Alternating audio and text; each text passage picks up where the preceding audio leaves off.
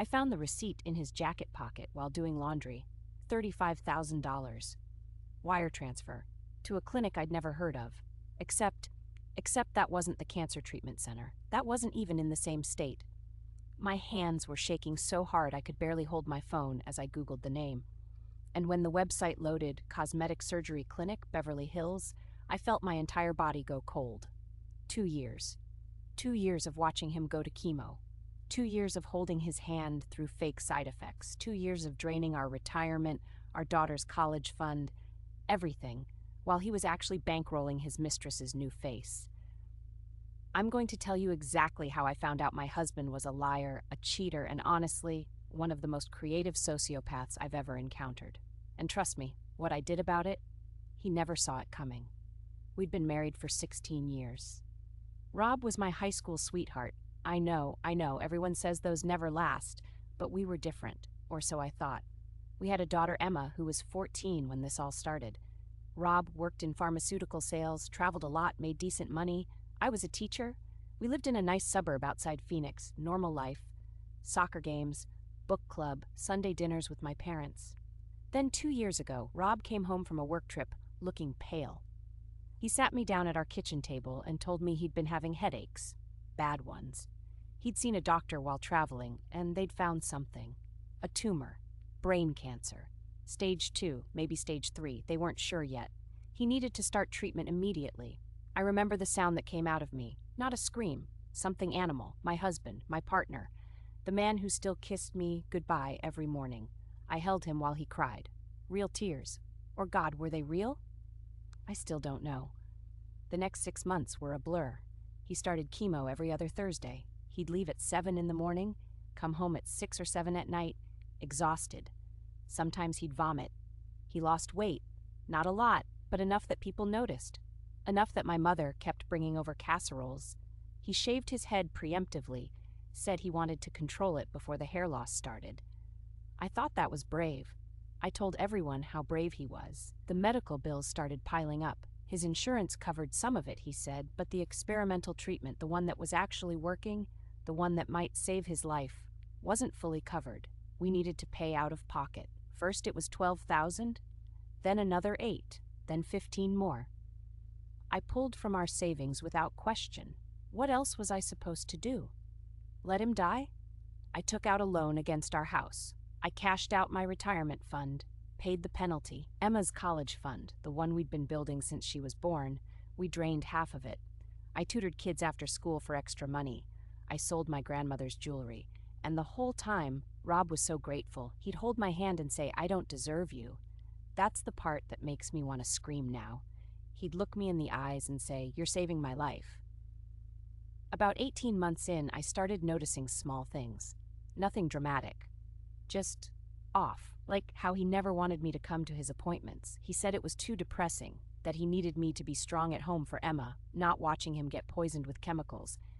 Made sense. Or how he never lost his appetite. Chemo patients can barely eat, right? But Rob would come home starving, devour dinner, ask for seconds, and his phone. God, his phone.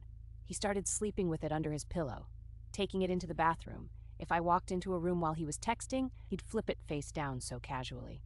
When I asked about it once, he said it was his boss, some client emergency. I believed him. Why wouldn't I?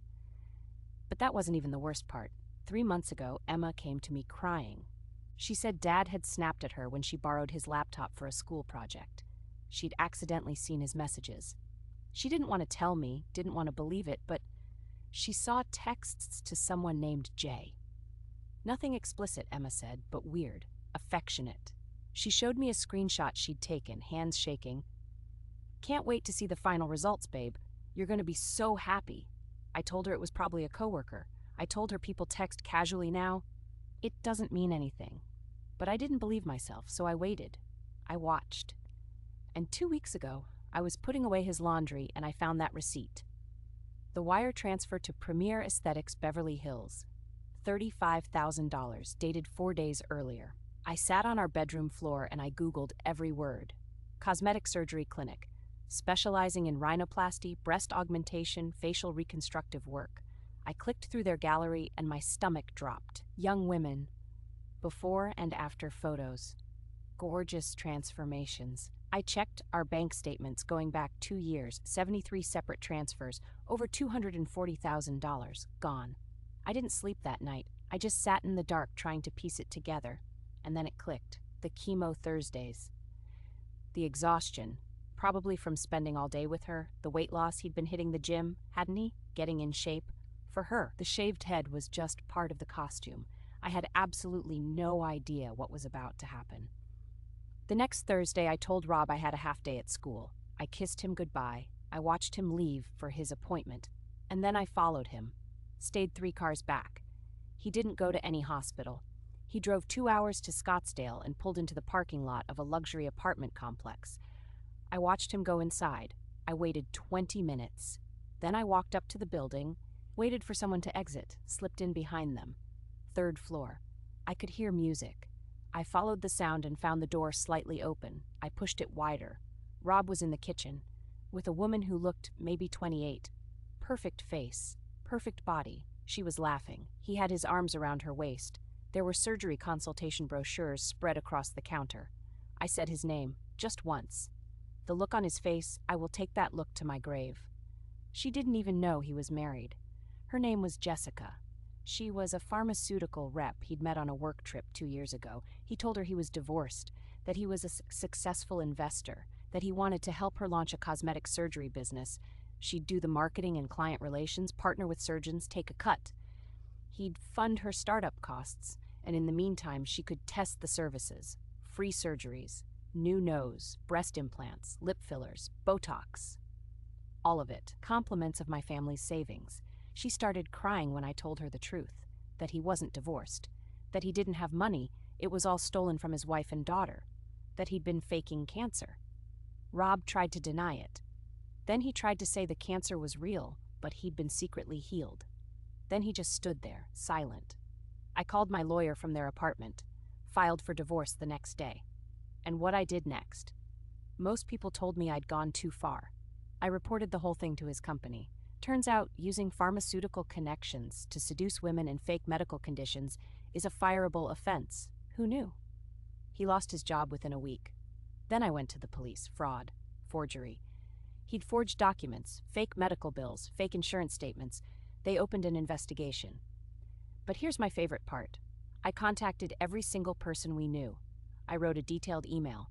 I included bank statements, screenshots, the works. I sent it to his parents, his siblings, our friends, my book club, the PTA. I wasn't going to let him control the narrative. I wasn't going to be the sad, silent wife. Everyone was going to know exactly what he did. Jessica, to her credit, gave a full statement to my lawyer. She was horrified. She paid back $17,000 from her own savings, everything she had left. I didn't ask her to. She insisted. The divorce took 4 months. I got the house. Full custody of Emma. He's required to pay back 70% of what he stole.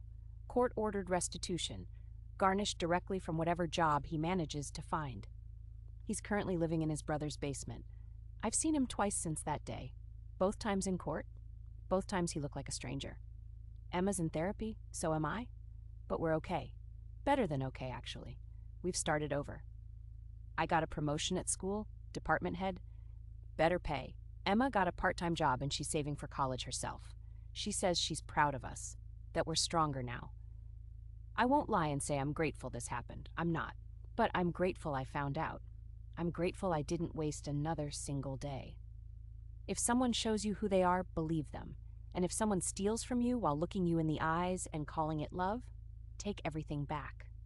You deserve that much. If this story resonated with you, subscribe. I share a new story every single week. And drop a comment below if you've ever been betrayed by someone you completely trusted. You are not alone, and you will get through this.